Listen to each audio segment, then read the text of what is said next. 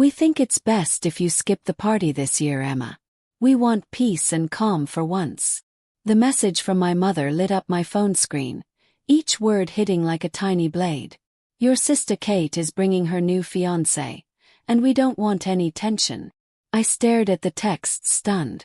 15 years of memories, hosting holiday parties, crafting meals that took days to prepare, decorating every corner of my Victorian home, erased with one message.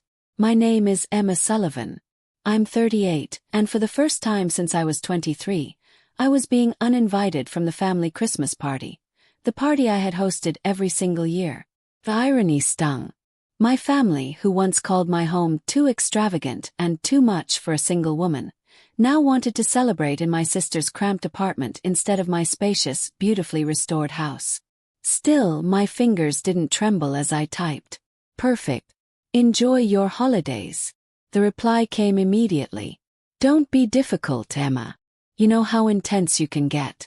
Kate just wants something simple this year. Intense. That was the word they always used. When I restored this old Victorian home, intense. When I turned my baking hobby into a thriving online cooking channel, intense. When I created magical holiday celebrations that neighbors talked about for months, intense. I set the phone down and glanced around my living room.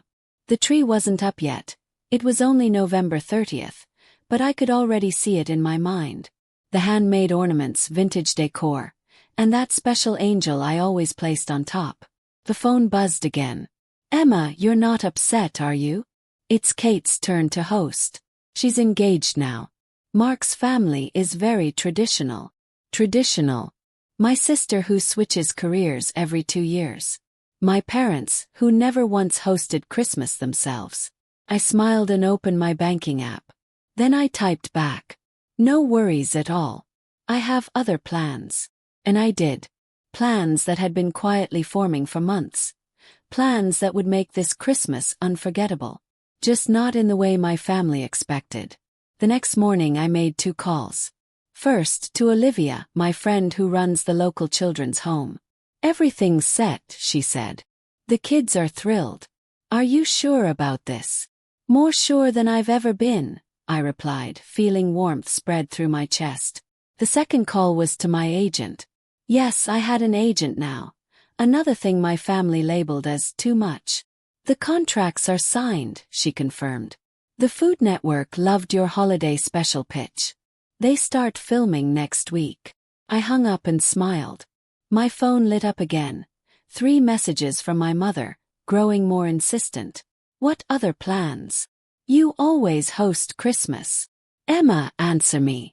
I set the phone to silent and reached for my planning notebook, the one my sister mocked as obsessive last year. But this time the pages were filled with new ideas. Different plans. A knock at the door pulled me from my thoughts. It was Mrs. Anderson from next door, holding a tin of cookies. Emma dear, your mother says you're not hosting this year. Is it true? The whole neighborhood looks forward to your parties. I took the tin and smiled. Don't worry, Mrs. Anderson. The party's not cancelled. It's just going to be different this year. Very different. Another text. This time from Kate. Mom says you're mad. Don't be dramatic, sis. You know how overwhelming your Christmases can get. Mark's family likes simple. I ran my fingers down the organized list in my notebook. Simple wasn't in my vocabulary. And this year I'd show them why that was something to celebrate. Not criticize. Let them have their peace. I was about to create something far greater, something that would change lives. In the 2 weeks that followed, while my family fired off nosy texts, I transformed my home into a wonderland. The Food Network crew arrived, capturing every moment as I gave each room its own theme. And this, I said to the camera, gesturing to the towering living room tree, is our wish tree. Every ornament is a child's dream for Christmas. The producer wiped away tears as I showed her the handwritten wishes from the children's home, each lovingly turned into a sparkling decoration. My phone buzzed constantly. Kate again. You're ignoring questions about Christmas dinner. Are you trying to make me look bad? I laughed. Last year she said my meal was too much. Now my absence was the problem. Then came the headlines. Local chef partners with children's home for holiday miracle. My mother called immediately. Emma, what is this article? Are you doing this to spite us? No, Mom, I said calmly, watching volunteers install an outdoor light display. I'm doing this because while you want peace, there are 30 children who've never had a real Christmas. Let them keep theirs simple. I had found something far richer, purpose. And my family had no idea what they had just given up. The silence on the other end said it all. Then finally my mother spoke. But what about family? I didn't hesitate. Exactly, Mom. What about family? Next came my father's voice, gruff and almost laughable in a voicemail. Princess, your sister's really upset. She thinks you're just trying to steal the spotlight from her engagement. Can't you just come to her place for a quiet dinner instead of? Whatever this is. I was going over final plans with Olivia when the front door opened. Kate stood in my foyer, her eyes scanning the space in stunned silence. What is all this? The house was magical. Every room told a story. The dining room was set for 35 children and staff from the local shelter. The massive tree in the living room shimmered with handcrafted wish ornaments. The kitchen buzzed with preparations for holiday cookie lessons. I gestured around with quiet pride. This, Kate. This is what a real Christmas should be. Not about peace and quiet. About joy. About giving. Her gaze shifted toward a crew member adjusting lighting. Is that a Food Network van outside? It is, I replied with a smile. Turns out my intense take on Christmas is exactly what they were looking for. The special airs on Christmas Eve. Kate's face turned red. So this is about showing us up. Making us look bad because we wanted a quiet family dinner. I calmly handed her a folder. Inside were profiles of each child attending. Their stories, their wishes, their dreams. No, Kate. This is about giving these kids the kind of magic I used to create for our family. Back when it wasn't too much for everyone.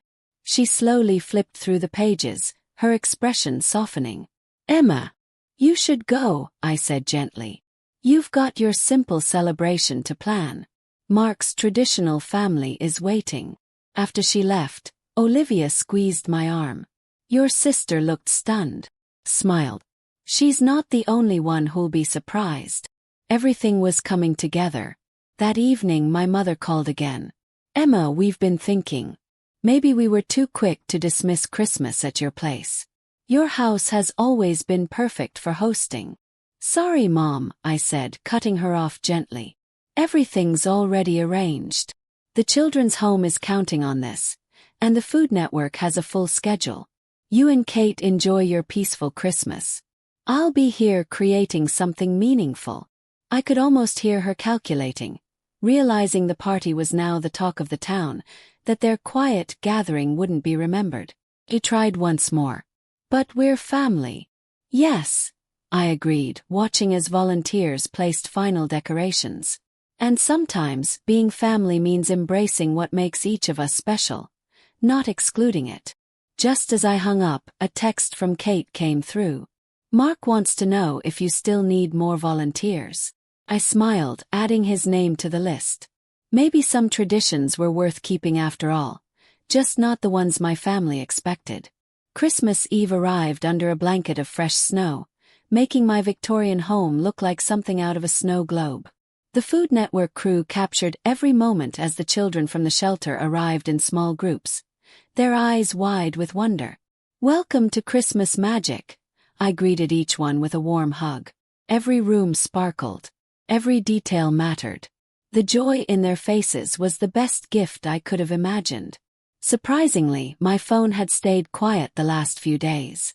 After Mark started volunteering, setting up lights, prepping the dining space, something shifted.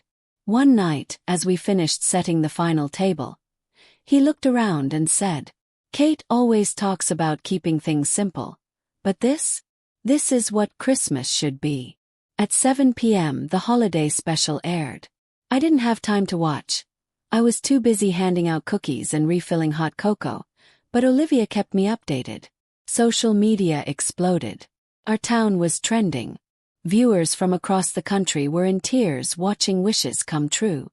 Then at 8 p.m. the doorbell rang. I opened it to find Kate standing there, tears in her eyes. "I just watched the special," Kate whispered, her voice thick with emotion. "Emma, I'm so sorry. We were wrong. All these years we called you intense. But you were magical." Behind her, our parents stood on the porch, my mother dabbing her eyes with a handkerchief, my father staring silently through the front window at the joyful chaos inside. "The way those children look at you," my mother said softly. "It's the same way you used to look when planning Christmas, before we started complaining it was too much." I stood there quietly, letting them take it all in. The kids in the kitchen decorating cookies, the choir of giggles and carols floating from the living room, the glowing tree covered in wish ornaments. Joy was everywhere. "Peace comes in many forms," I said. "Sometimes it's quiet, but sometimes it's found in the chaos of joy." My father stepped forward and wrapped me in a hug. "Princess," he whispered, "we forgot what Christmas really means. Can you forgive us?" Before I could respond, a small voice called out, "Miss Emma, come quick." One of the girls shouted. "Tommy just found his wish ornament." I turned to my family, eyes shining. "Want to see what real Christmas magic looks like?" They followed me inside where Tommy, a shy 8-year-old, stood trembling beneath the tree, holding an ornament in his hands. Inside was a note. He'd been approved for adoption. His new family stood just behind him, waiting to surprise him. When Tommy turned and saw them, he ran into their arms. They all collapsed into a tearful embrace. There wasn't a dry eye in the room. The Food Network crew caught every moment. My mother clutched my hand. "This is what you do," she whispered.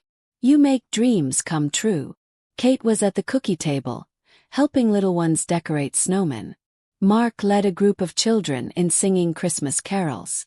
My father, usually reserved, was surrounded by eager kids asking for stories, his usual stiffness melting in their warmth. Later, as the evening slowed and the room glowed with soft lights and full hearts, my mother found me in a quiet corner. "When we said we wanted peace this Christmas," she began, her voice gentle, "we thought it meant simple, quiet. But this..." She looked around at the joyful rooms. "This is real peace. Watching dreams come true. Seeing love in motion. That's all I ever wanted," I replied. Every Christmas, every celebration, it was always about making magic real. As the night came to a close, we sipped hot chocolate while carols played softly. The children, tired but glowing, were safely returned to the home, except for Tommy, who left with his new family and a heart full of hope. The Food Network crew packed up, smiling and promising to return next year. "This needs to become a holiday tradition," the producer said.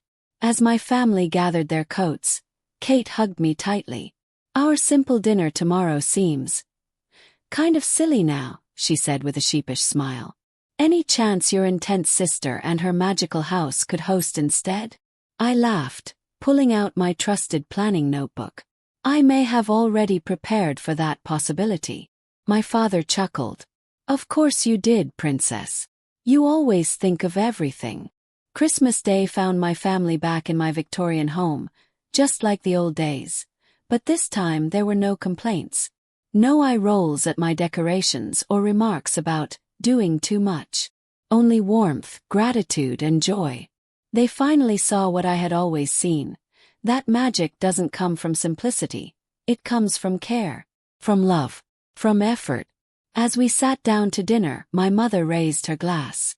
"To Emma," she said, eyes shining, "who taught us that peace isn't found in silence, but in the joy of creating magic for others." I looked around the table at my family, transformed not by glitter or lights, but by understanding. Sometimes the best gifts come wrapped in unexpected lessons.